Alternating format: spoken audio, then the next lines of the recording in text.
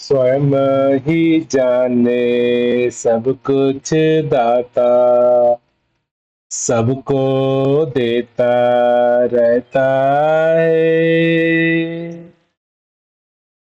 स्वयं ही जाने सब कुछ दाता, सबको देता रहता है।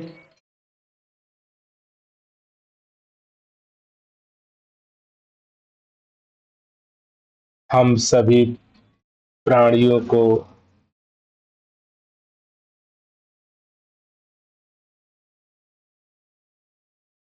जो भी जीवन जीने के रूप में प्राप्त हो रहा है, मिला हुआ है, ये स्वयं सत्य निराकार दातार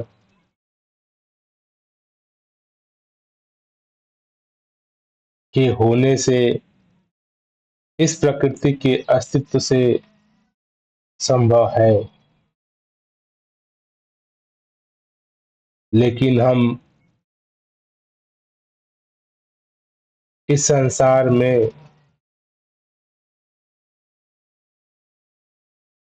अपनी बुद्धिमता बस ऐसा मान बैठे हैं कि मैं करने वाला हूँ, मैं करता हूँ, मेरे किए मेरा घर चलता है, मेरे किए से परिवार पलता है, बच्चे पढ़ते हैं।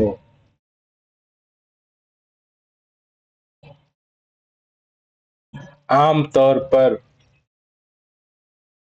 हमारे मानव समाज की यही धारणा है। हम सभी के मनों में बड़ी ही गहराई के साथ ये भाव ने घर किया हुआ है।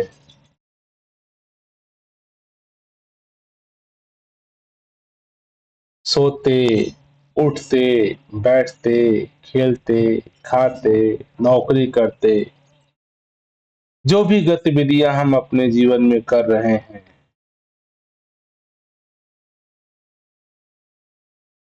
इसके पीछे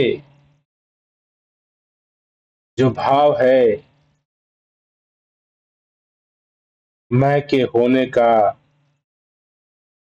मेरे के करने का,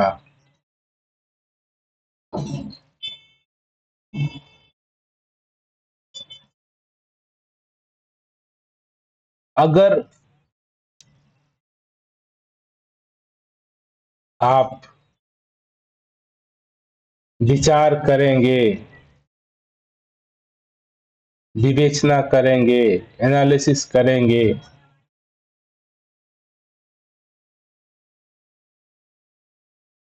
तो आप पाएंगे हमारे जीवन में जो भी गतिविधियां हो रही हैं, शायद मेरे करने से नहीं होती। इसका प्रमाण हमारे जीवन में अक्सर देखने को मिलता भी है। आपने क्या सोचा था और जीवन में क्या हुआ? आप क्या करना चाहते थे, जीवन में हुआ कैसा? अक्सर मेरे जीवन में वही घटनाएं घटती हैं जो हमारे मन की इच्छा के अनुसार नहीं होती। ये जीवन प्रमाण है। आप विचार करेंगे बचपन से अब तक नाना प्रकार के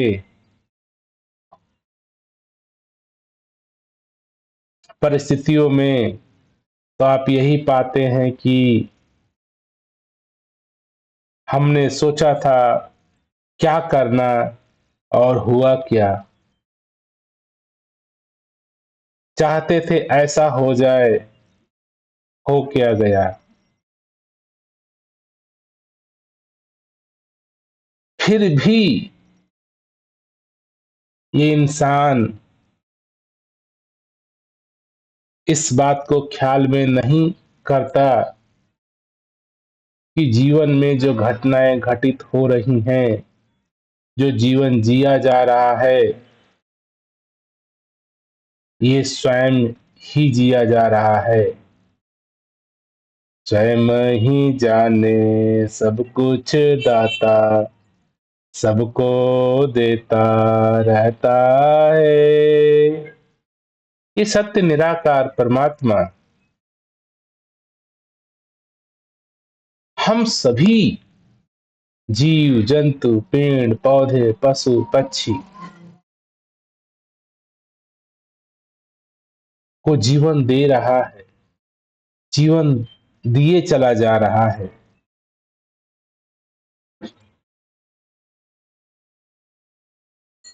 आप विचार करेंगे, आप देखते हैं पौधों को, फूलों को, सब्जियों को, जानवरों को, कीट पतंगों को,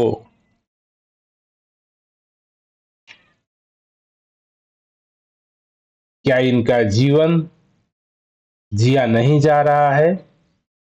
जिया जा रहा है।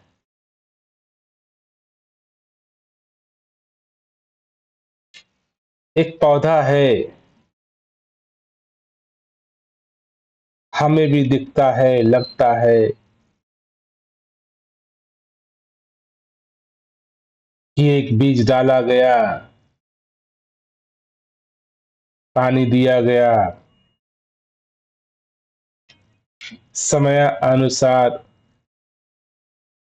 जो भी जरूरतें हैं उसकी पूरी की गई, और वो स्वतः ही बीज के होने से, मिट्टी के होने से, पानी के होने से, सूरज के होने से स्वतः ही बीज बनता है, पौधा बनता है, पेड़ बनता है, फूल लगते हैं, पत्तियां लगती हैं, फल बनते हैं। ये सारी गतिविधियां क्या पौधा करता है? क्या पौधे को ऐसा लगता है कि मैं पत्ती निकाल रहा हूं, मैं फूल निकाल रहा हूं, मैं फल दे रहा हूं? संसार के किसी भी जीव जंतु, सजीव निर्जीव, किसी के ऊपर आप एनालिसिस करते हैं, विचार करते हैं, तो आपको यही बोध होगा कि ये तो हो रहा है, इसको प्रकृति के अनुसार का ये हो रहा है, अस्तित्व के अनुसार का ये हो रहा है।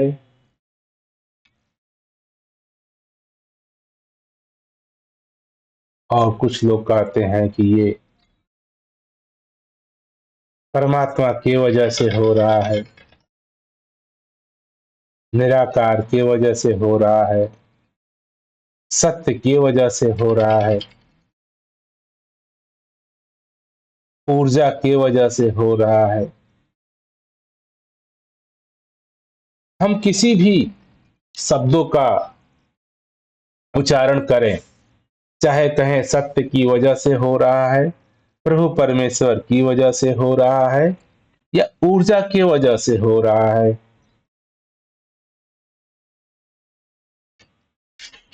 लेकिन ये सत्य है कि स्वतः ही हो रहा है।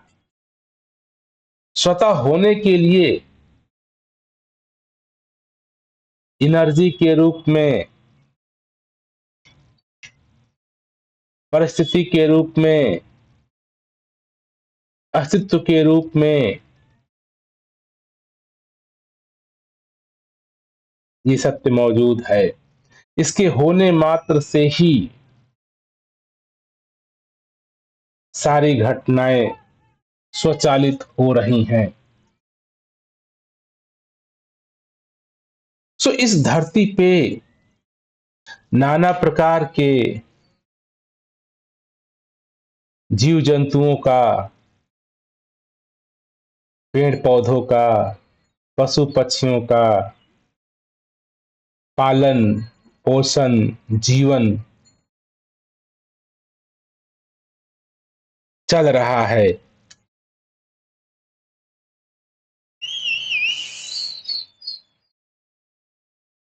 तो क्या इनको देख करके हमें ऐसा एहसास नहीं होता, नहीं होना चाहिए कि मनुष्य केवल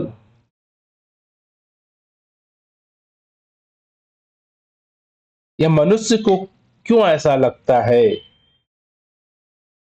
कि वो अपने जीवन को चला रहा है, जीवन को जी रहा है, जीवन को बना रहा है?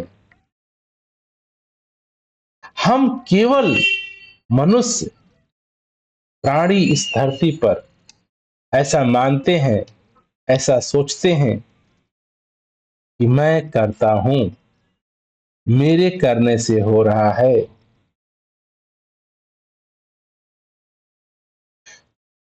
ये भाव, ये ख्याल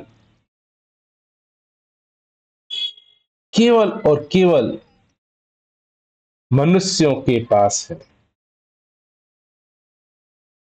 और केवल ये भाव की वजह से, ख्याल की वजह से, सोच की वजह से केवल मात्र मनुष्य प्राणी ही इस ब्रह्मांड में दुखी है, परेशान है, बेचैन है।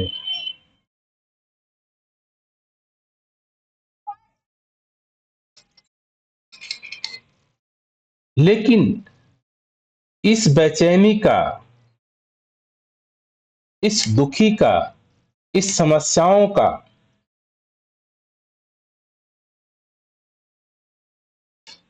कारण इंसान कभी अपने आप को मानता है, कई बुद्धिमान मानो तो यहां तक कह देते हैं कि ये कोई और कर रहा है, परमात्मा कर रहा है, शैतान कर रहा है। और आगे जाएं तो हमारी जो समाज के अंदर पंडित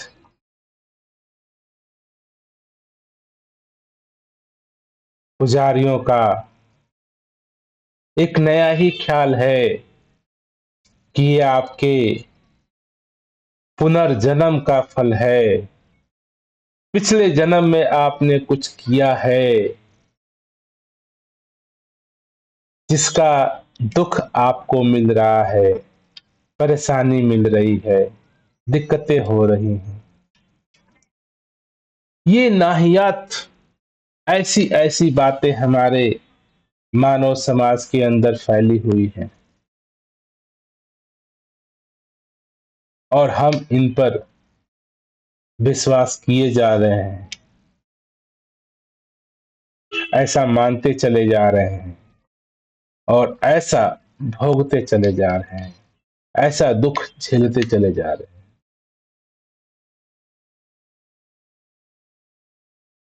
लेकिन जब भी जिस इंसान ने भी चिंतन किया, विचार किया, देखा, समझा, जाना, बोध किया,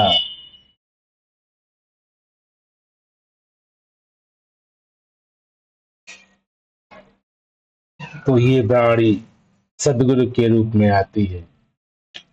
स्वयं ही जाने सब कुछ दाता, सबको देता रहता है।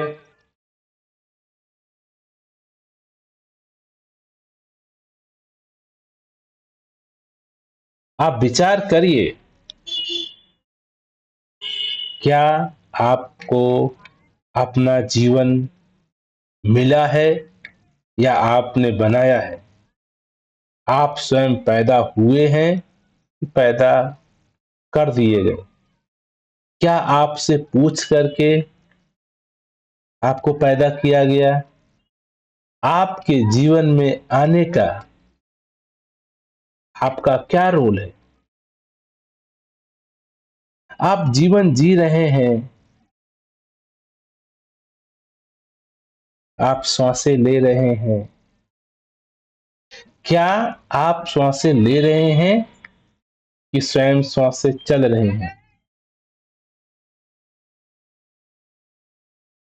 आप जीवित स्वयं से हैं कि स्वतः जीवित है?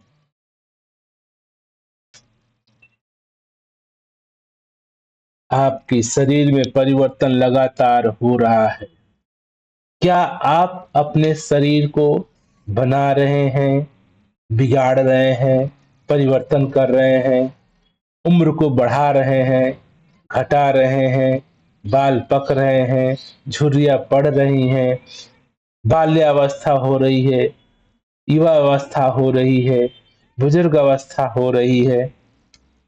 क्या इन सभी शारीरिक रूपी घटनाओं में, जिसको मैंने कहा कि मैं करता हूं, क्या आप करते हैं इसमें अपने जीवन को जीने के लिए? क्या आप करते हैं? श्वासों को चलाने के लिए, धड़कन को चलाने के लिए, खून को दौड़ाने के लिए, श्वासों को चलाने के लिए, आंखों को देखने के लिए, कानों को सुनने के लिए, मुख को बोलने के लिए, क्या आप करते? आपने क्या किया कि आंखें देखती हैं? आपने क्या किया कि कान सुनते हैं? आपने क्या किया कि मुख बोलता है? आपने क्या किया? दिन पर दिन शरीर में वृद्धि हो रही है, शरीर बढ़ रहा है, आकार में परिवर्तन हो रहा है। अगर आप विचार करते हैं, गौर फरमाते हैं, तो जिसने जिसने भी विचार किया, चिंतन किया, गौर किया, ध्यान किया, जाना, देखा, समझा,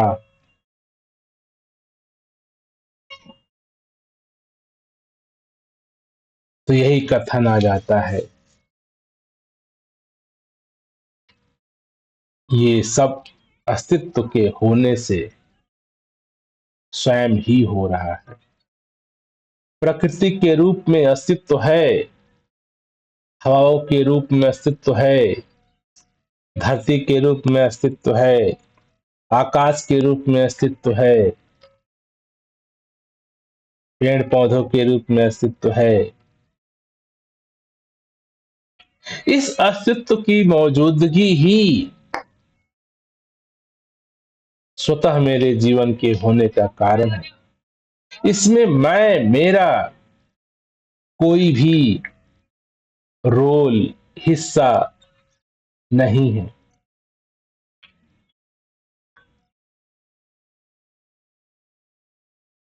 आप जिसको मैं कह रहे हैं, जिसको लग रहा है कि मैं करता हूं, जिसको लग रहा है कि मैं जीवन जी रहा हूं,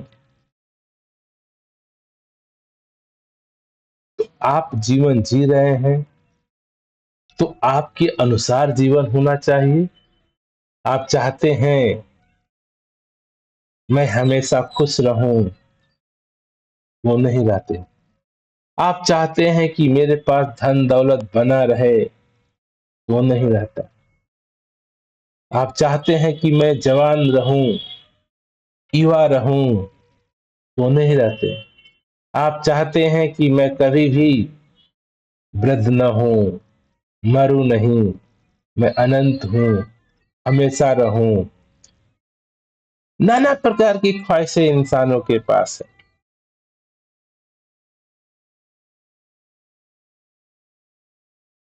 कि मुझे सब लोग जाने, सब लोग माने, सब मेरा नाम ले, सब मेरी जय जयकार करे।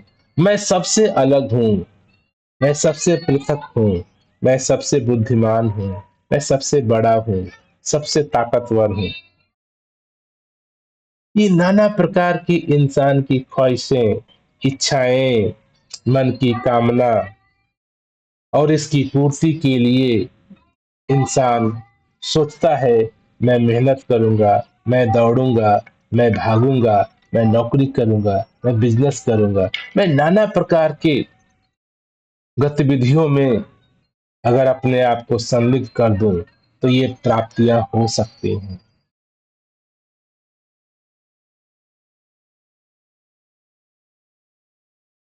संत महात्मा कहते हैं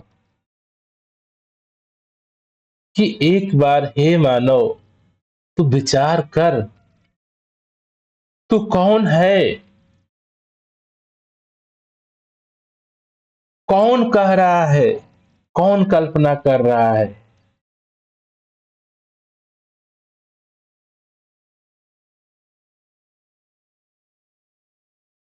यहाँ पे संत महात्मा कहते हैं कि मेरे जीवन में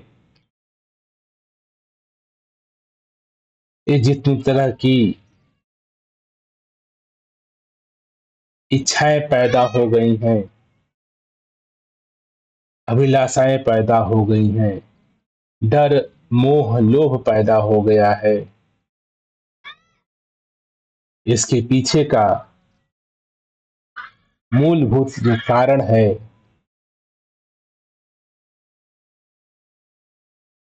वो केवल ऐसा है कि इस शरीर को लेकर के एक झूठा, एक मनगढ़ंत, समाज द्वारा निर्मित व्यक्तित्व को मैं होने का हमने दावा कर दिया है कि मैं हूं और मैं कुछ कर सकता हूं, मैं अलग हूं, मैं इस अस्तित्व से, इस प्रकृति से, इस सत्य से, इस सत्य रूपी निराकार परमात्मा से, प्रभु परमेश्वर से मैं एक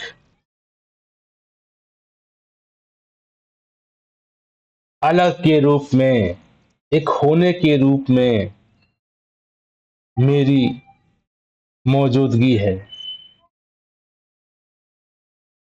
ऐसा हमको ख्याल है, ऐसा मुझे लगता है। हम सभी को ऐसा ही लगता है। बड़ी विडंबना है।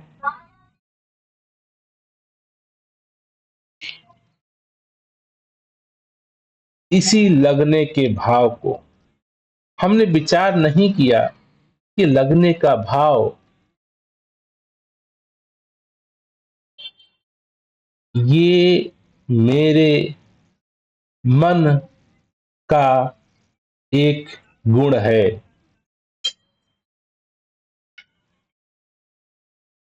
हमारे शरीर के रूप में,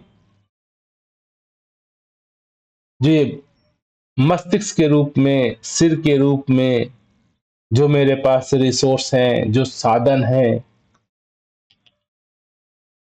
इसका एक गुण है सोचना, मनन करना,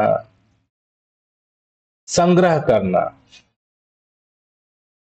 हम इंसानों में एक प्रवृत्ति ज्यादा है वो संग्रह करने की।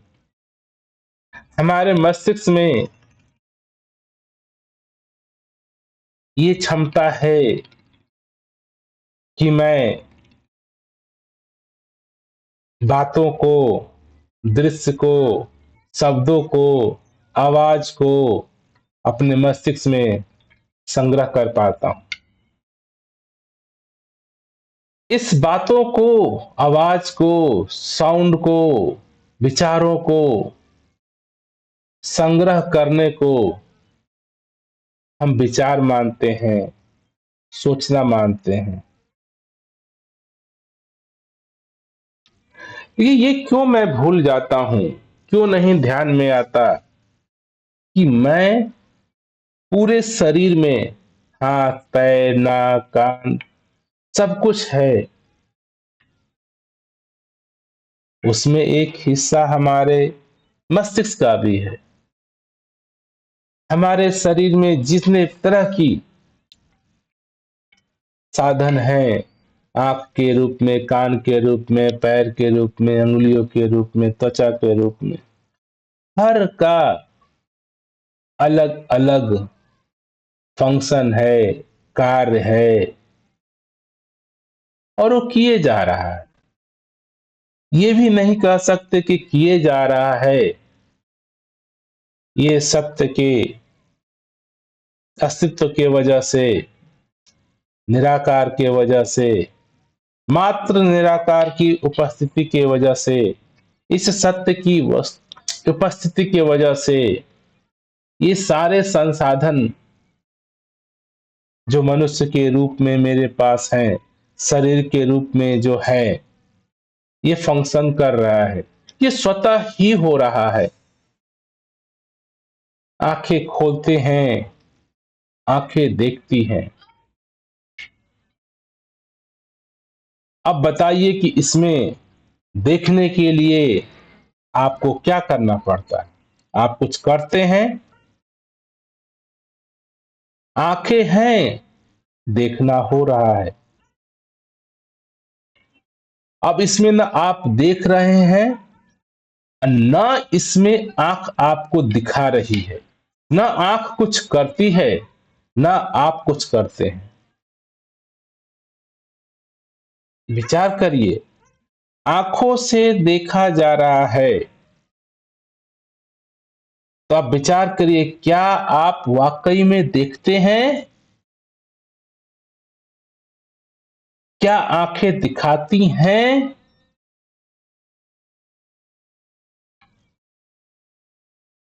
या ये जो प्रकृति के रूप में, अस्तित्व के रूप में जो उपस्थिति है, आकाश का, रोशनी का, आंखों का, शरीर का, स्वतः ही आंखों का देखना हो रहा है। इसमें न मैं करता हूं, न आंखें करती है, न आकाश, न रोशनी, न सूरज, न अंधकार। करता कोई नहीं है, स्वतः हो रहा है। ये अस्तित्व के होने से हो रहा है।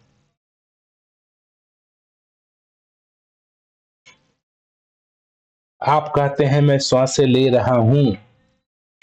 अब विचार करिए, क्या आप श्वासें लेते हैं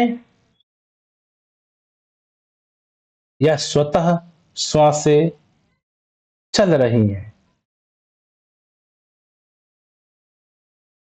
नाक है, शरीर है, धड़कन है, हवा है, आकाश है, ऑक्सीजन है, गैसेज हैं। इन सब की उपस्थिति, या कह सकते हो अस्तित्व की उपस्थिति, प्रभु परमेश्वर की उपस्थिति से ये घटनाएं श्वासों के रूप में चल रही हैं।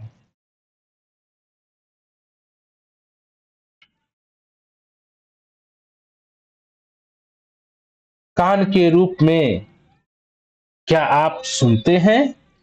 विचार करिए। आवाज हुई, आपको सुनाई पड़ा। क्या सुनने के लिए आपने कुछ प्रयत्न किया, या कान कुछ कर रहे हैं सुनने के लिए, या आवाज कुछ कर रहा है कि आप सुनो?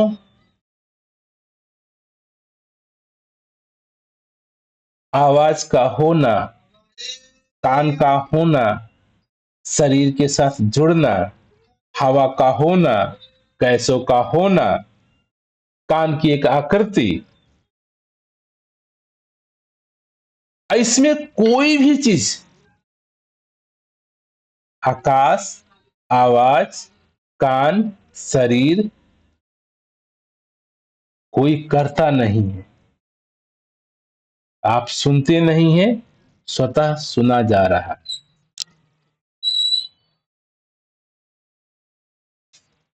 तो इसी को सतगुरु संत महात्मा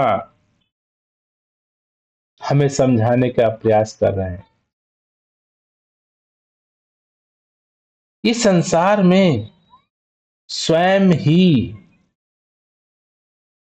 यार क्या ना, स्वयं ही जाने सब कुछ दाता, सबको देता रहता है। स्वयं अर्थात ये सत्य निराकार अस्तित्व, समस्त, संपूर्ण, इसमें कोई भी करता नहीं है। लेकिन हम इंसानों ने एक कर्ता का भाव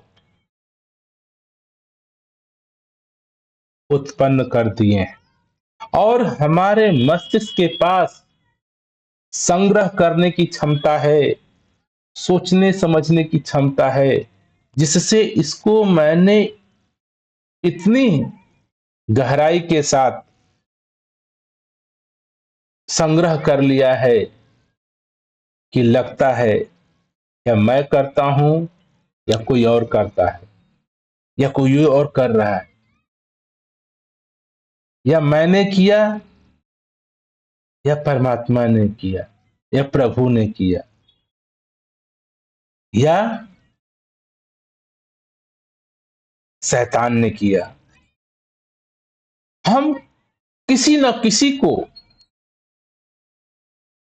कर्ता ठहराने के लिए या तो अपने ऊपर कहेंगे कि या तो मैंने किया, या तो कहेंगे परमात्मा ने किया, या तो कहेंगे प्रकृति ने किया, या तो कहेंगे भाग्य से हुआ, या तो कहेंगे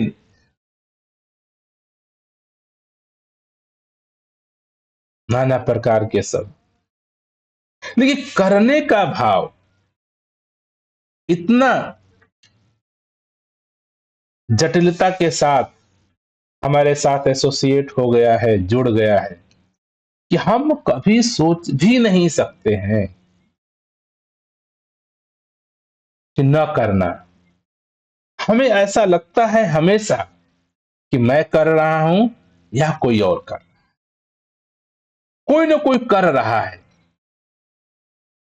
भगवान कर रहा है, परमात्मा कर रहा है, कर्तव्य कर रहा है, नसीब कर रहा है, यमराज कर रहा है, शैतान कर रहा है, प्रभु कर रहा है, परमेश्वर कर रहा है।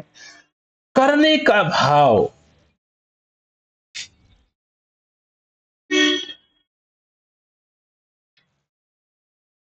ही निर्मित करता है इंसान को मैं का भाव, होने का भाव।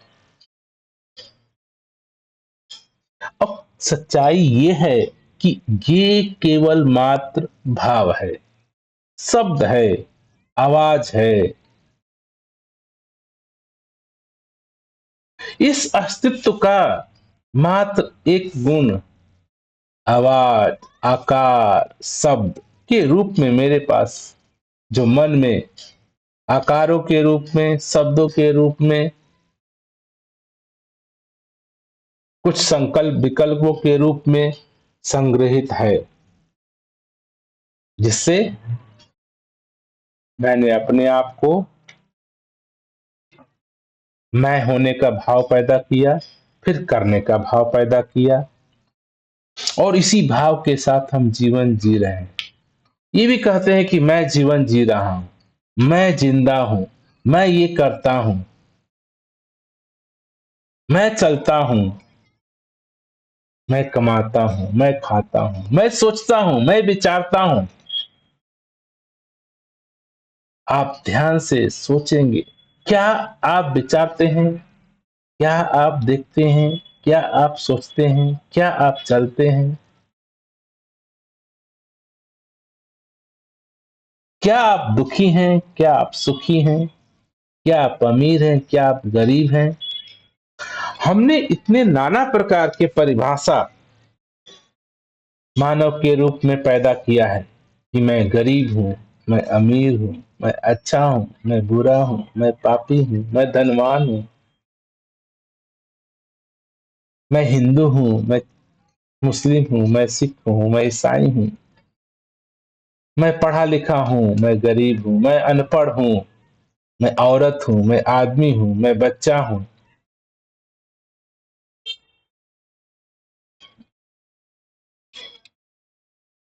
इस प्रकृति में केवल इंसान ही इस नाना प्रकार के भावों के कारण, मान्यताओं के कारण ज्यादा से ज्यादा दुखग्रस्त है और ज्यादा से ज्यादा सुख युक्त भी है। ये सुख का होना, दुख का होना, अच्छे का होना, बुरे का होना, हमने बोला दो की मान्यता, अलग की मान्यता। दुख बुरा है, सुख अच्छा है, ये मैं कहता हूं। मैं कौन हूं ये कहने वाला? ये कौन कहता है ये दुख है या सुख है, या अच्छा है या बुरा है? ना हम दुख को समझे, ना हम सुख को समझे, ना अच्छे को समझे, ना बुरे को समझे। इनके चक्कर में हम फंस गए, और ऐसे फंस के लगता है कि मेरा जीवन कहीं न कहीं मेरे आशय अनुसार नहीं है। कहीं डर के रूप में, भय के रूप में, अहंकार के रूप में हम किसी न किसी तल पे अपने आप को ग्रसित पाते हैं, जकड़ा हुआ पाते हैं, अपने आप को बंधा हुआ पाते हैं। हम बंधे हुए हैं नहीं, लेकिन बंधा हुआ पाते हैं। क्यों? क्योंकि हमने ये मान्यताएं को, इन धारणाओं को, इन मन की अवस्था को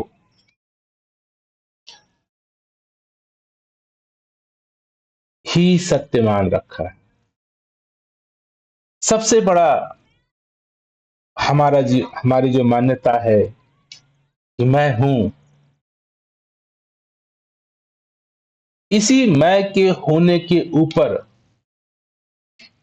पूरे संसार की धारणाएं हैं कि मैं करता हूं, मैं अमीर हूं, मैं गरीब हूं, मैं अच्छा हूं, मैं बुरा हूं, मैं धनवान हूं, मैं बलवान हूं, मैं नाना हूं, मैं प्रकार का हूं।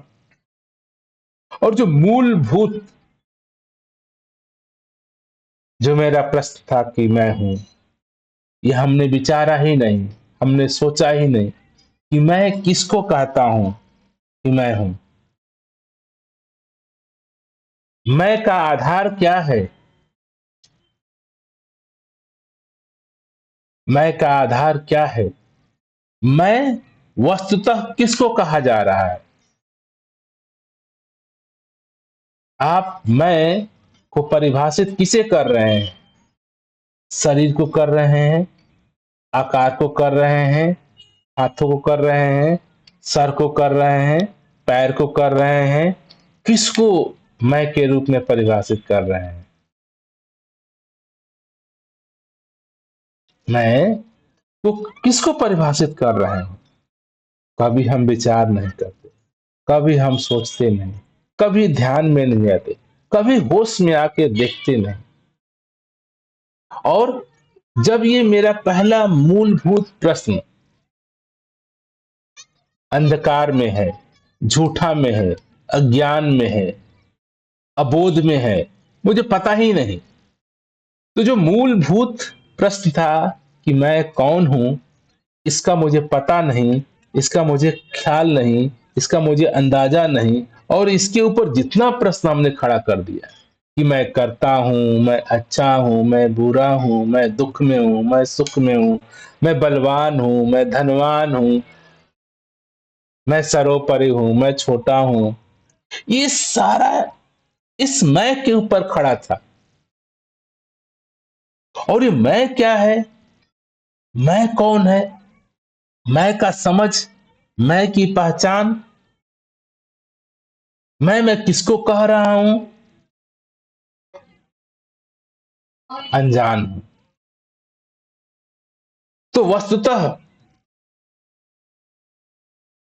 मैं के ऊपर सारा खड़ा किया हुआ जंजाल भी अज्ञान हो जाता है, अबोध हो जाता है, असमझ हो जाता है, और हमारे पास असमझ के रूप में हम जिए चले जा रहे हैं। इस असमझ को हम समझ मान बैठे हैं।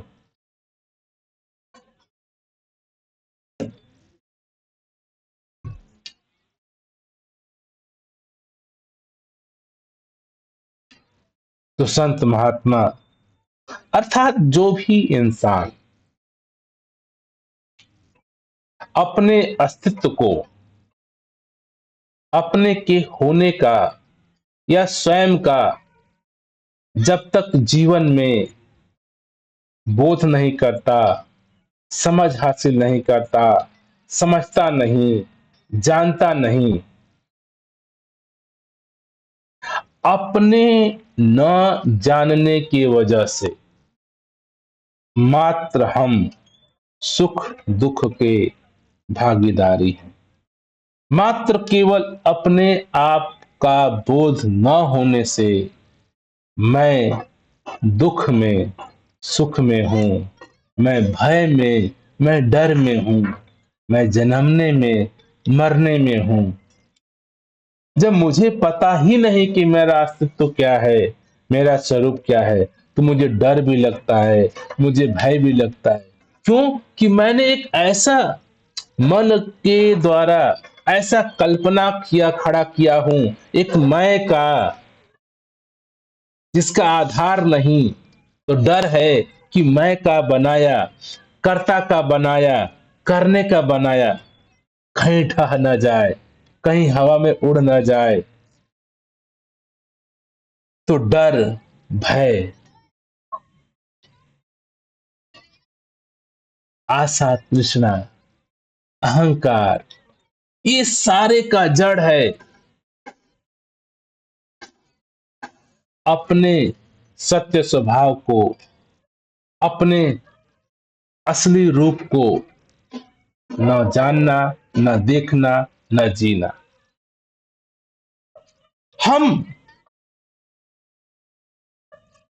चाहते तो हैं कि मेरे जीवन में डर ना हो, भय ना हो, अंधकार ना हो, समस्याएं ना हो, लेकिन हम ये विचार नहीं करते, ये जो मैं हूं, इसको डर किससे आपको लग रहा है? क्योंकि अगर आप को न जानने की वजह से कि सबसे बड़ी कि मैं अपने आप को कैसे परिभाषित करता हूं, किसको मैं मानता हूं। शरीर को, मन को, बुद्धि को कुछ भी समझ नहीं मुझे। क्या मैं केवल शरीर हूं? क्या मैं केवल मन हूं? क्या मैं केवल बुद्धि हूं? क्या हूं? मेरे पास तो नाना प्रकार के शरीर हैं।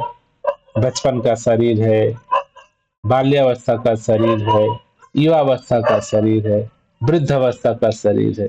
कौन से को मैं अपना मानता हूं? अगर शरीर मैं नहीं हूं, केवल शरीर मैं नहीं हूं, तो मैं क्या हूं? मन हूं, चित्त हूं। मन शब्दों का जाल। मेरा नाम राम है, श्याम है, कृष्ण है।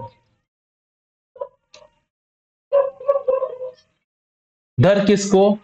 बाल्यावस्था को डर था, युवावस्था को डर है, जवानी को डर है, बुढ़ापे को डर है। किसको डर है? किसको भय है? डर भय है कि मैंने ऐसे अपने आप के व्यक्तित्व को खड़ा किया है जिसका आधार ही मुझे पता नहीं। एक झूठा कल्पना मात्र मैं का एक हमने जंजाल खड़ा किया है।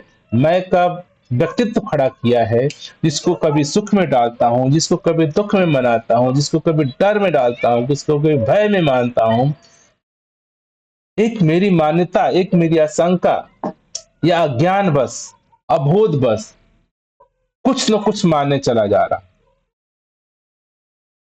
और जो वास्तविक है, जो सत्य है, इससे मैं अनभिज्ञ हूं। और इस सत्य से अनभिज्ञ होने के कारण मुझे डर भी लगता है, मुझे दुख भी लगता है, मुझे दुख भी सुख भी लगता है। सब कुछ ऐसा परिस्थिति होता है। तो मुझे लगता है कि जो मेरी मान्यताएं हैं वो सही हैं, सच है। क्योंकि मुझे दुख महसूस होता है, मैं हूं ऐसा लगता है। भले ही मान्यता है, भले ही मेरी काल्पनिक व्यक्तित्व है, समाज द्वारा निर्मित है, घर परिवार द्वारा, हम सभी का व्यक्तित्व जिस परिस्थिति, जिस घर, जिस समाज में है, उसके उन्होंने बनाया और उस व्यक्तित्व को मैंने प्रमाणिकता दी। मैं जिस घर में पैदा हुआ, उन्होंने मुझे नाम दे दिया, जात दे दिया, मजहब दे दिया। जिस स्कूल में पढ़ा, उस स्कूल के हिसाब से शिक्षाएं मिल गई, विद्याएं मिल गई। तो मुझे जो मेरा व्यक्तित्व मैं का बना है, मेरे माता से, मेरे पिता से, घर से, संबंध से, बाहर ये व्यक्तित्व का ढांचा मैंने खड़ा कर दिया मैं होने का, कि मैं राम हूं, श्याम हूं, हिंदू हूं, मुस्लिम हूं, पढ़ा हूं, अनपढ़ हूं, नौकरी वाला हूं, ताकतवर हूं, धनवान हूं। ये एक व्यक्तित्व हमने खड़ा किया है अपने जन्म, माता पिता, रिश्तेदार, समाज, गृहस्थी, नाना प्रकार के। ये मेरा व्यक्तित्व खड़ा किया हुआ मेरा है। प्रश्न है, क्या ये सारा व्यक्तित्व आपका नहीं है? ये सारा व्यक्तित्व आपका हटा दिया जाए तो क्या आप नहीं हैं? क्या ये मात्र आप व्यक्तित्व ही है कि राम है, हिंदू है, पढ़े हैं, लिखे हैं, अनपढ़ हैं? अगर इन सबको मैं हटा देता हूं तो क्या आप फिर है कि नहीं? फिर भी आप हैं। ये सारे व्यक्तित्व नहीं था, आपका नाम भी नहीं था, आपका जात भी नहीं था, आपकी विद्याएं भी नहीं थी, तो भी तो आप थे। तो आपका अस्तित्व, आपका स्वरूप, आपका आकार, आपका मैं का होने का भाव कहीं आपके बाहर द्वारा बनाए गए व्यक्तित्व से अलग है। और हम अपने द्वारा बनाए व्यक्तित्व को ही कहीं काल्पनिक रूप में मैं मानता हूं, और काल्पनिक अवस्था में सुख दुख भी मानता हूं। और मान्यता के वजह से मुझे शरीर में, मेरे मन में, क्योंकि ये मान्यताएं मन के साथ, मन बुद्ध मस्तिष्क के साथ है, मस्तिष्क शरीर के साथ है। ये सब एक से जुड़ा हुआ है, और जैसी मान्यताएं हैं वैसे शरीर को अनुभव होता है, फील होता है। तो मुझे लगता है कि मेरी मान्यताएं, मेरा सोच बिल्कुल सही है।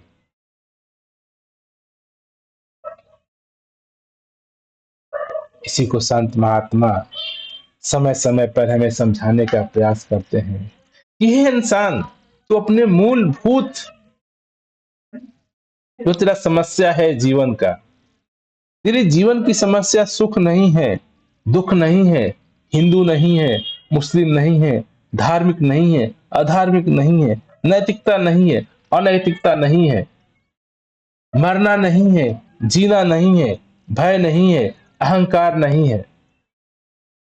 जो भी शब्द हम जानते हैं, लोग मन से मुक्ति चाहते हैं, अहंकार से मुक्ति चाहते हैं, दुख से मुक्ति चाहते हैं, जीवन से मुक्ति चाहते हैं।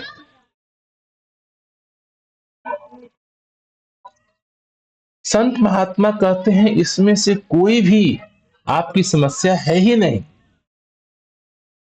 ना आपका मरने की समस्या है, ना जन्मने की समस्या है, ना दुख की समस्या है,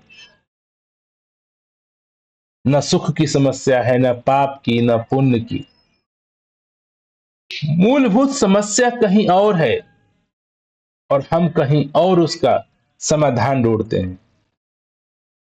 हम मन से मैं के रूप में अपने आप को दुखी देखते हैं, तो अपने आप को सुखी करना चाहते हैं।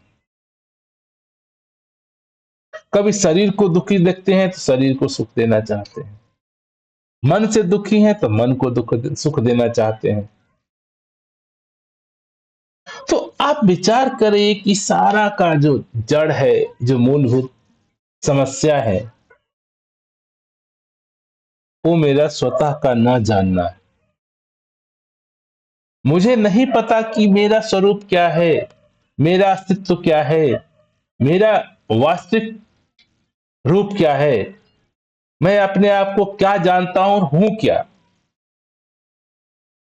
आप विचार करेंगे तो जो भी आप अपने आप को मानते हैं उस पर निष्कर्ष करेंगे, एनालिसिस करेंगे, डिस्कशन करेंगे, तो पाएंगे कि आप वो नहीं है, बस ऐसी मान्यता है। क्या? सबसे बड़ी मान्यता है कि मेरा नाम है संजय। अब विचार करिए, क्या वाकई में आप संजय हैं? लेकिन गहनता मेरे मस्तिष्क में, मेरे समाज में, मेरी आइडेंटिटी मेरे नाम से है कि मैं संजय हूं, मैं बालक हूं, मैं पुरुष हूं, मैं ये हूं। क्या वाकई में आप विचार करिए, संजय जो शब्द है, आप शब्द हैं? अगर ये संजय शब्द नहीं है, धनंजय शब्द है, अर्जुन शब्द है, तो आप की अस्तित्वता में, हकीकत में क्या अंतर है? हाँ, आप इन शब्दों से आइडेंटिफाइड हो रहे हैं, आप ये शब्द नहीं है। मेरा नाम संजय है, हाँ, संजय से मैं आइडेंटिफाई हो रहा हूं, लेकिन मैं केवल शब्द संजय नहीं हूं। इसी तरह से शब्दों के रूप में जो भी मेरी समस्याएं हैं, उसका मेरे हकीकत से न जुड़ाव के कारण। सत्य क्या है? स्वयं क्या हूं, स्वयं का बोध न होना। जब मुझे अपने आप का समझ नहीं, अपने आप का बोध नहीं, मेरा रूप क्या है, मैं हूं कौन, मैं कहां हूं, मैं क्या नहीं हूं, यहां पे स्वयं को ही इस वाणी में, स्वयं ही जाने सब कुछ दाता, सबको देता रहता है। स्वयं की जानकारी, अस्तित्व की जानकारी, अपने का बोध, अस्तित्व का बोध, परमात्मा का बोध। कहते हैं ना कि आत्मा ही परमात्मा है, ऐसा कहा जाता है। और एक होता है कि ऐसा जिया जाना, ऐसा बोध हो जाना। शब्द के रूप में आत्मा कहिए, या स्वयं कहिए या प्रभु कहिए, शब्द तो शब्द ही है, लेकिन शब्द हकीकत नहीं है, अस्तित्व नहीं है। ये प्राकृतिक शब्दों से तो नहीं है केवल, आप केवल शब्दों से तो नहीं है। हाँ, शब्द एक साधन है, एक जरिया है बात करने के लिए, कहने के लिए, कुछ बताने के लिए।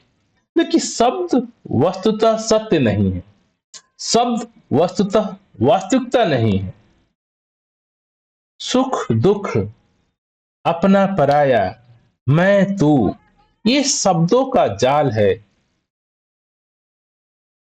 मैं हूं भी शब्दों का जाल है, मैं करता हूं भी शब्दों का जाल है। कि जब तक मैं अपने स्वयं के अस्तित्व से नहीं अवगत हूं, जो भी कल्पनाएं, धारणाएं, जो भी समाज ने बोला, मस्तिष्क के रूप में, शब्दों के रूप में मैंने इकट्ठा किया है, अपने नाम को, अपने पद को, अपने पदवियां को, अपने जाति को। किसी ने कह दिया कि मैं राम हूं, तो शब्दों को मैंने मन में, मस्तिष्क में इकट्ठा कर लिया। मेरे सुनने से, मेरे नाम देने से पहले मैं हूं। किसी ने कहा आप अनिल हैं, तो मैंने शब्दों को अपने अंदर कलेक्ट कर लिया कि मैं अनिल हूं। लेकिन ये शब्द आने से पहले भी आप हो, आप मात्र अनिल नहीं हो।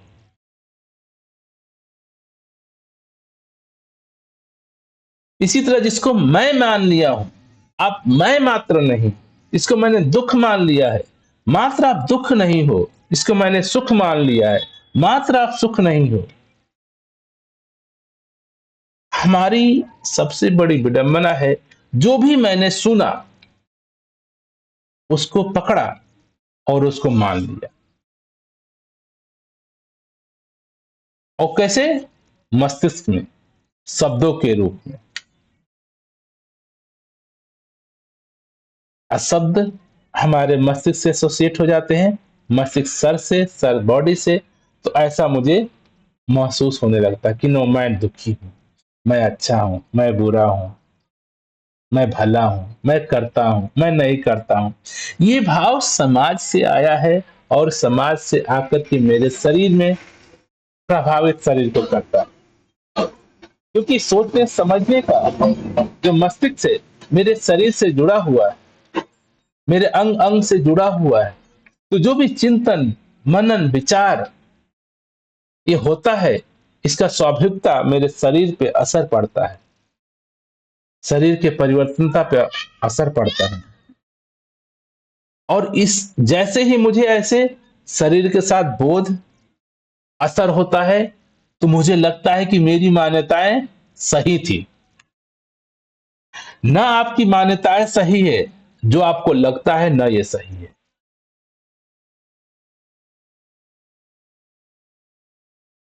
क्योंकि दोनों ही आपकी मान्यताएं हैं। संत महात्मा कहते हैं, जब तक मेरे जीवन में इस सत्य परमात्मा का या स्वयं का, अस्तित्व का, प्रकृति का बोध नहीं है, समझ नहीं है, तब तक मेरे जीवन की सारी समस्याएं रहेंगी। जीवन की सारी समस्याएं आपके साथ रहेंगी, चाहे दुख के रूप में, भय के रूप में, डर के रूप में, पाने के रूप में, खोने के रूप में, इच्छाओं के रूप में, लालसाओं के रूप में। ये नाना प्रकार की समस्याएं ही हैं। और ये सारे समस्याओं का जो मूलभूत आधार है, वो स्वयं का न जानना है, स्वयं से अनभिज्ञ है, स्वयं से अबोध हूं, अपने वास्तविक स्वरूप का मुझे बोध नहीं। जब मुझे अपना बोध नहीं, तो मैंने ये पूरा एक संसार रूपी रचना रख दिया, और ये पूरा संसार ही दुख का कारण है। ये संसार दुख का कारण है, ये जीवन दुख है किस शर्त पर? जब तक कि मैं अपने अस्तित्व के साथ, अपने सत्य स्वभाव के साथ अवगत नहीं। ये सभी के लिए संसार या जीवन दुखमय है। जिसको जिसको अपने जीवन में सत्य स्वभाव का बोध नहीं है। अगर दुख है, परेशानी है, दिक्कत है, डर है, लालचा है, चाहना है, ये प्रमाण है कि मैं अपने सत्य स्वभाव से दूर हूं, सत्य स्वभाव को नहीं जान। ये प्रमाण है। भले ही मैं कहता रहूं कि मैं धार्मिक हूं, मैं ज्ञानी हूं, मुझे जानता हूं, प्रमाण क्या है? प्रमाण आपका जीवन है।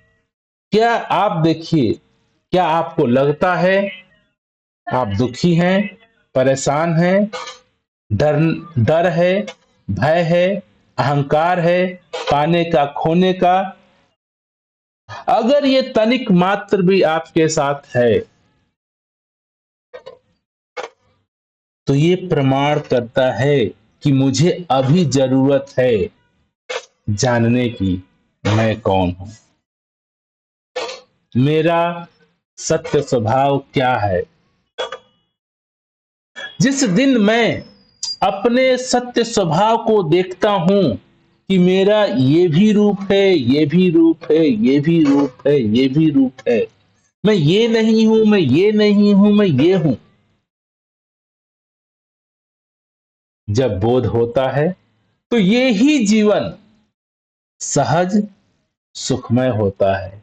यही संसार सुख का साधन होता है। यही संसार स्वर्ग बनता है। जब मुझे अपने जीवन में स्वयं का बोध नहीं है तो यही संसार, यही जीवन दुख है, नरक है। तो ये हमारे अपने मन की अवस्था के ऊपर निर्भर है। क्या मैंने अपने सत्य स्वभाव को जाना? तो मैं ही गाऊंगा, स्वयं ही जाने सब कुछ दाता, सबको देता रहता है। ये जो स्वयं का रूप है, जो दातार का रूप है, प्रभु का रूप है, निराकार का रूप है, मेरा रूप है, जीवन उमंग हो जाता है, जीवन में उत्साह आ जाता है। जब मैं अपने सत्य स्वभाव से भूला हूं, अनभिज्ञ हूं, मुझे पता नहीं, तो भी मैं में फंसा हूं कि मैं करता हूं। मैं का मुझे पता नहीं, मैं करता हूं, अच्छा करता हूं, बुरा करता हूं, मैं सुखी हूं, मैं दुखी हूं, मैं मरूंगा, मुझे डर है, मुझे भय है। ये सारी समस्याएं आपके साथ लगी रहेंगी क्योंकि मूलभूत समस्या थी मेरे होने का, मेरे का, अपने का, स्वभाव का, स्वयं का बोध ना होना। इसीलिए कहते हैं, कई बार संत महात्माओं ने कहा, आत्मबोध के द्वारा ही जीवन जिया जाता है। स्वयं की अनुभूति के बाद जीवन जिया जाता है। जब तक मेरे जीवन में स्वयं की अनुभूति नहीं हुई है तो जीवन दुखमय ही है। जीवन में डर, भय ही है, लोभ, लालच ही है। अगर जीवन में डर है, भय है, लोभ है, लालच है, मैं हूं करने का भाव है, ये प्रामाणिकता है मेरे जीवन में कि मुझे अपने सत्य स्वभाव की अनुभूति नहीं हुई है। जब अनुभूति होती है, ये पूरा समग्र संसार, अस्तित्व स्वयं से अलग नहीं होता, क्योंकि इस वाणी में स्वयं को ही दाता कहा गया है, अस्तित्व कहा गया है, प्रकृति कहा गया है, निराकार कहा गया है, परमात्मा कहा गया है। हमारे पास शब्दों की अर्थ की कमी की वजह से, या ये कह सकते हैं, अगर इसी वाणी को हम ऐसे भी पढ़ सकते हैं, स्वयं ही जाने सब कुछ दाता, सबको देता रहता है। इसको हम ऐसे भी लगा सकते हैं, दाता अर्थात देने वाला, अर्थात कोई परमात्मा या कोई शक्ति, कोई आदमी, कोई ऐसा है जो दे रहा है। अगर ये मेरे मन में ख्याल आता है कि ये दातार या प्रभु परमात्मा ईश्वर सबको कुछ न कुछ दे रहा है, जीवन दे रहा है, मुक्ति दे रहा है, दुख दे रहा है, सुख दे रहा है, अगर ऐसा भाव हम निकालते हैं तो ये प्रमाण है कि मेरे जीवन में स्वयं का बोध नहीं है।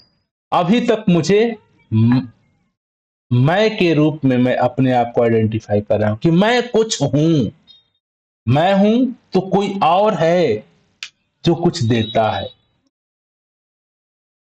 मैं और दाता दो हैं।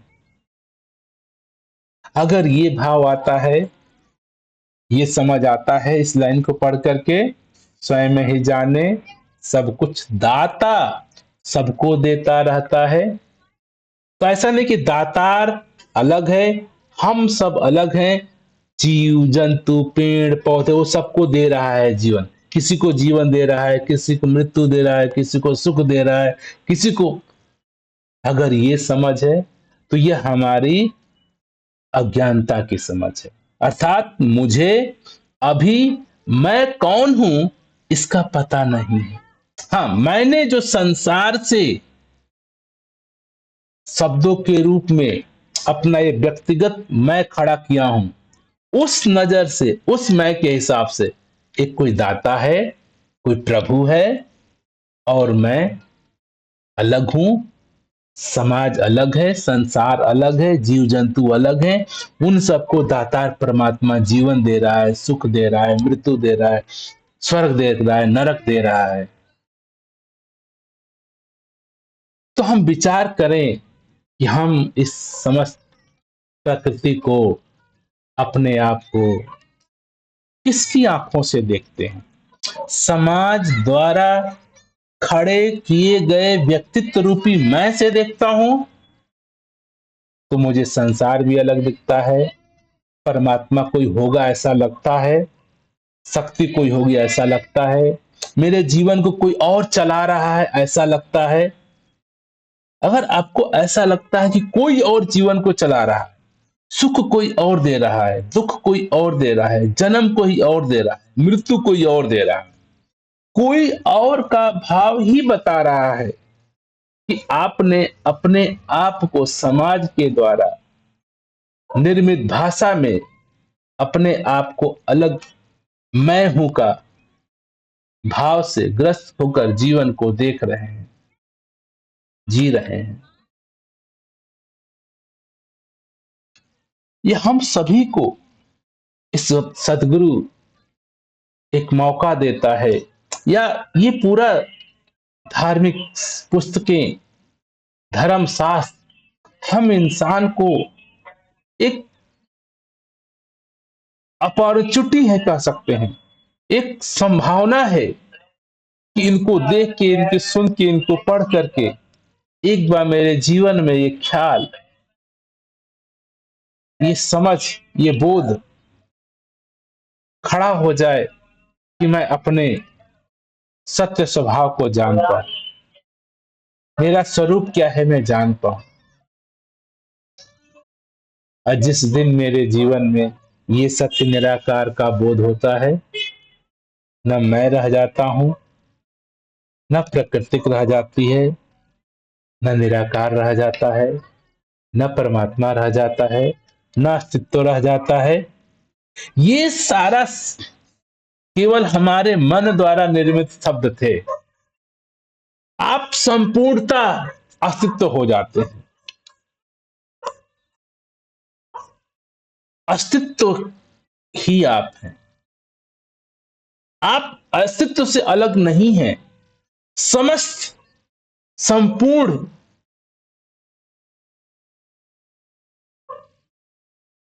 ही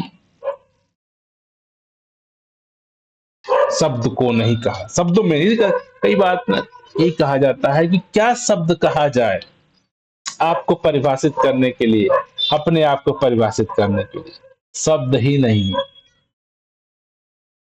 इसीलिए कहते हैं आप अपने आप को शब्दों से परिभाषित भी नहीं कर पाओगे। अस्तित्व जगत कुछ भी कहिए, जब तक मुझे मेरा बोध नहीं है तब तक तो मैं अपने आप को परिभाषित कर पाता हूं कि मैं फलाना व्यक्ति हूं, मेरा नाम ये है, मैं पढ़ा लिखा हूं, मैं इस जाति का हूं, मैं ये मजहब का हूं, मैं इस देश का रहने वाला हूं, मुझे इतनी विद्या है, इतनी जानकारी है।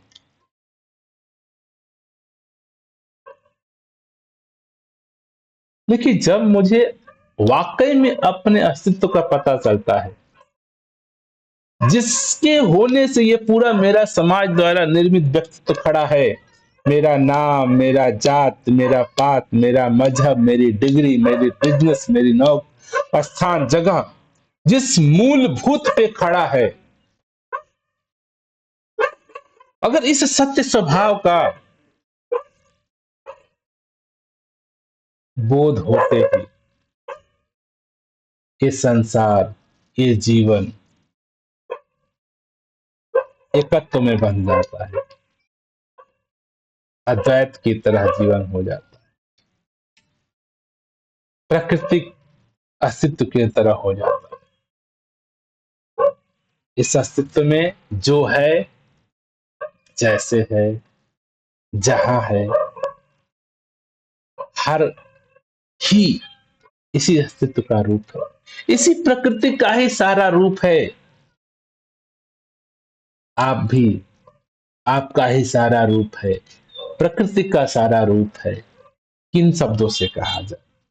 ये तो बोध की बात ही परिभाषित करने का दास भी प्रयास करता है, संत महात्मा भी प्रयास करते हैं कि जो भी टूटी फूटी सीमित भाषा है उससे कैसे अपने आप को परिभाषित किया जाए, जो संभव है नहीं, किया ही नहीं जा सकता।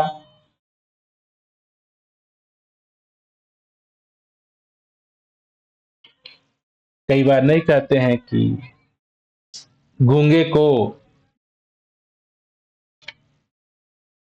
खान का, मिष्ठान का अगर उसे बयान करना है तो कैसे करें? एक दास को ऐसे छोटी सी कहानी याद आती है। एक आदमी था जो आंख से अंधा था, गरीब था,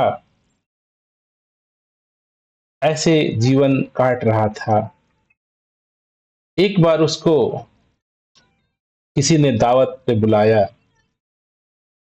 कि आज आप हमारे यहाँ आ जाइएगा और हमारे ये जो लोग हैं आपको ले जाएंगे, क्योंकि आप हमारे यहाँ आपका प्रसादा है, खाना है। कोई आप जैसे धनी व्यक्ति हुआ, धार्मिक व्यक्ति होगा, प्रसादा कराया और उसने सभी को निमंत्रित किया था। तो उसने कहा कि ये भी एक अंधा व्यक्ति है, गरीब व्यक्ति है, इसको भी निमंत्रित किया। तो अंधा व्यक्ति कहा ठीक है, जैसा हुक्म आपका। और जो भी क्रिया निर्धारित किया गया था उसके अनुसार वहां पहुंचा, उसको ले जाया गया, खाना दिया गया, खाया गया, सब कुछ अच्छा था। तो उसी में से उसको एक खीर भी मिला खाने को। तो पूछा कि जो ये आप खाना खिला रहे हैं, ये है क्या? ये बहुत स्वादिष्ट है, बहुत अच्छा है। ये कैसे बना है? ये किसका है? तो उस खाने बनाने वाले ने कहा कि ये खीर दूध की बनी हुई है।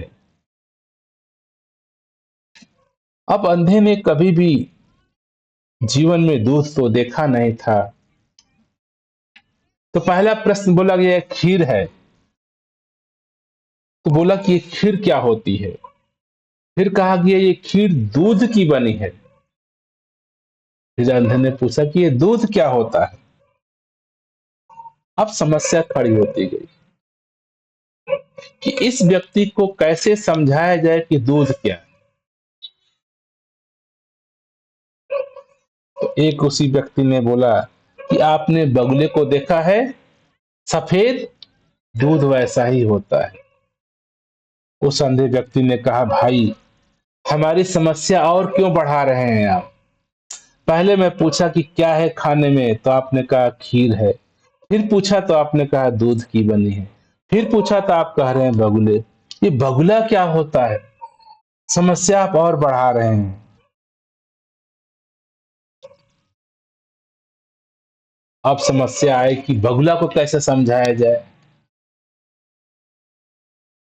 तो किसी ने समझाया कि मेरा हाथ, अपना हाथ एक बगुले की चोंच की तरह बना करके उसने दिखाया, उसको छू करके दिखाया कि देखो, ये मेरा हाथ है ऐसे, ये टेढ़ा है, ऐसा बगुला होता है।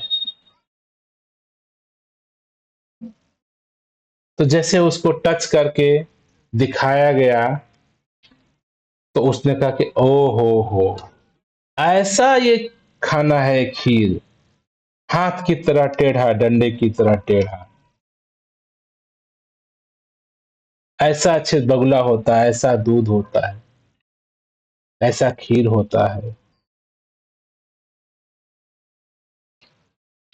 अब कैसे कोई समझा पाएगा?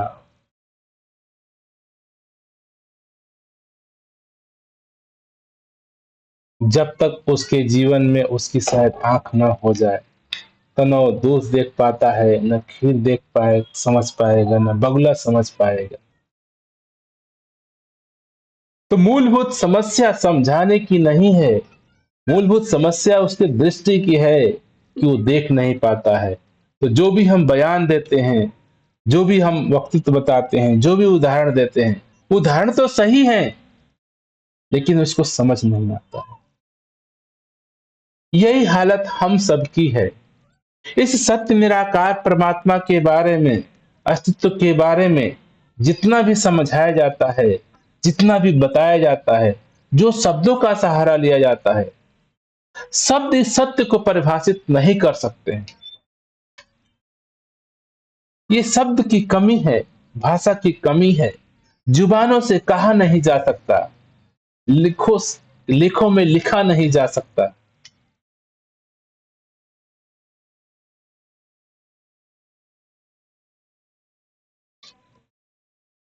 तो ये तो स्वयं की अनुभूति की बात है, केवल और केवल, और दूसरा कोई साधन नहीं कि मैं कहूं कि ये सत्य निराकार है, ये परमात्मा है, आप आत्मा हो, आपका रूप ये है, आप निराकार हो।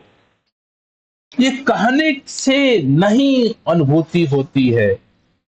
यही कारण है कि शास्त्र को होते हुए, ग्रंथों के होते हुए भी जीवन में सत्य की अनुभूति नहीं होती है, अपने आप का बोध नहीं होता है।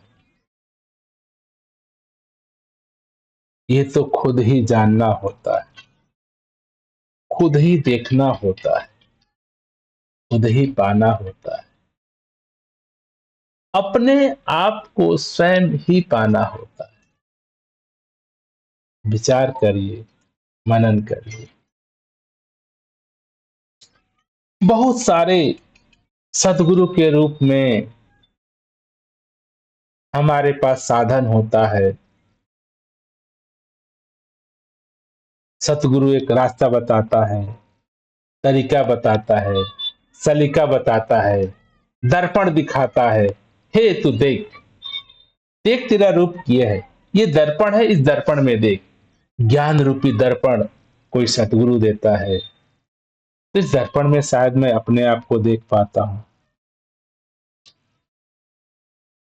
नाना प्रकार के रास्ते हैं, भक्ति मार्ग है, योग मार्ग है, अध्यात्म मार्ग है। नाना प्रकार के रास्ते अपने स्वतः को, परमात्मा को जानने के हैं।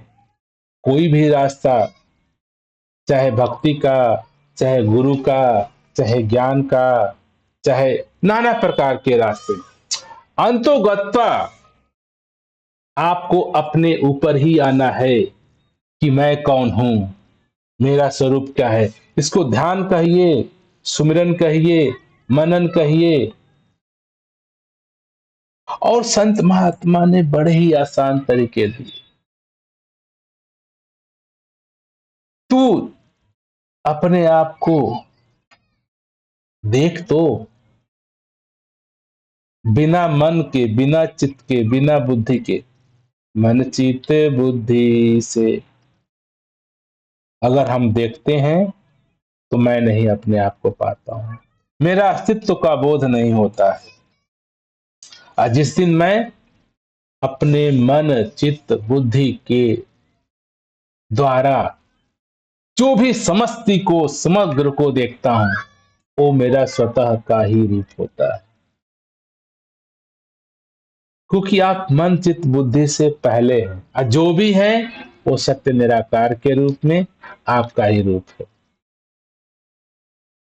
लेकिन हम आदी हो गए हैं, इतने सालों से, जीवन जीवन तक हम देखते भी हैं आंखों से, तो उसमें मन रूपी शब्दों से देखते हैं। किसी को आपने देखा और तुरंत कहा कि अच्छा है, ये बुरा है, ये खराब है, ये बड़ा है, ये घटिया है, सही है, ये गलत है। आंखों में भी आप अपना मन घुसा दिए हैं, शब्द घुसा दिए हैं। किसी को आप छूते हैं, छूते ही अपने उसमें शब्द लगा दिया, खराब है, खुरदुरा है, मीठा है, सॉफ्ट है। तो जो छूने से अनुभव हुआ, वो अनुभव शब्दों ने, भाषा ने, मन ने वास्तविकता से हमें दूर कर दिया। जो आंखें देखती हैं, ये सत्य को ही देख रही हैं, अपने आप को ही देख रही हैं। त्वचा है, हाथ है, पैर हैं, समस्त प्रकृति है। इनको जो भी हम देखते हैं, सुनते हैं, बोध करते हैं, तब तक ही मैं अपने आप के अस्तित्व से दूर हूं, जब तक कि मैं इसको अपने मन चित्त बुद्धि शब्दों के द्वारा पाने का प्रयास करता हूं। शब्दों से, मन से, चित्त से, बुद्धि से, अहंकार से अपने आप को नहीं जाना जाता। और इसके ऊपर होकर के,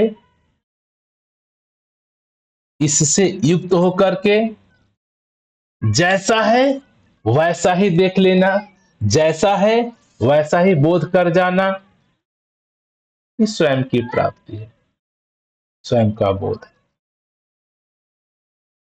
स्वयं का बोध ही अस्तित्व का बोध है, प्रकृति का बोध है, निराकार का बोध है, परमात्मा का बोध है, जीवन का बोध है। दातार कृपा करे कि हम सभी के जीवन में ये शुभ अवसर है, हम सभी के पास ये शुभ अवसर है कि मैं अपने आप के सत्य स्वभाव को, स्वयं को जान पाऊं कि मैं कौन हूं, मैं कैसा हूं, मैं कहां हूं, मैं कहां कहां पे हूं, मेरा सत्य स्वरूप क्या है, मेरा रूप क्या है। और जैसे ये जानते हैं, मेरा जीवन स्वयं ही हो जाता है, स्वयं सत्य ही हो जाता है। मेरा रूप क्या है, मेरा आकार क्या है, मेरा गुण क्या है, जैसे ही आपको उसका बोध होता है, जीवन सहज सरल हो जाता है।